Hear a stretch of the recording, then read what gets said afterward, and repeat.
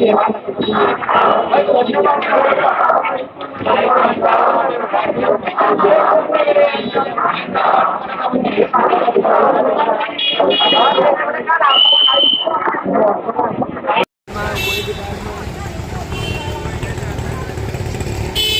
UP में मैं जाके खुद मीडिया में है।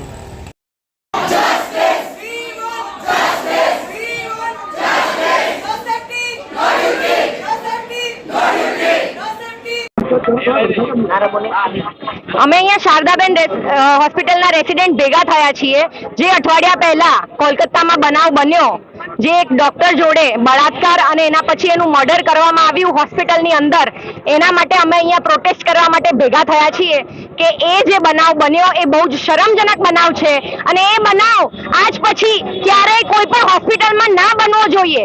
એના માટે સરકાર કોઈક નવા નિયમ, કોઈ કાનૂન, કોઈ સિક્યોરિટી એવું કંઈક લાગુ પાડે તો અમે આ પ્રોટેસ્ટ બંધ કરશું, બાકી અમારી પ્રોટેસ્ટ ચાલુ રહેશે. We want justice! We want.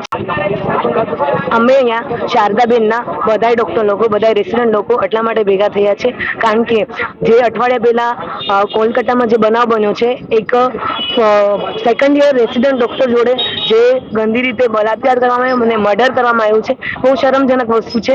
એવી કોઈ ડૉક્ટર શું કોઈ બી લેડીઝ કે કોઈ બી ગર્લ જોડે ના થવું જોઈએ ને એ બી કેમ્પસમાં તો ના જ થવું જોઈએ. તો અમારી સેફ્ટીનો સવાલ છે અહીંયા, તો અમે અમારી સેફ્ટી અને આ ઇન્ડિયાની બધી જ ગર્લ્સની સેફ્ટી માટે અહીંયા ભેગા થયા છે અને બીજા બી ડૉક્ટર પર થતા અત્યાચારો, મારામારી એ બધા માટે અમને સેફ્ટી જોઈએ છે, એની માટે અમે આ પ્રોટેસ્ટ કરી રહ્યા છીએ. Thank you.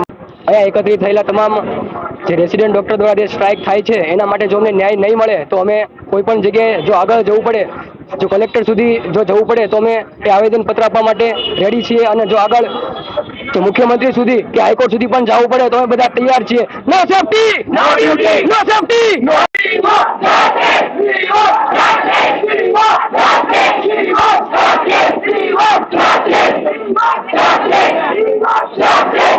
We want justice!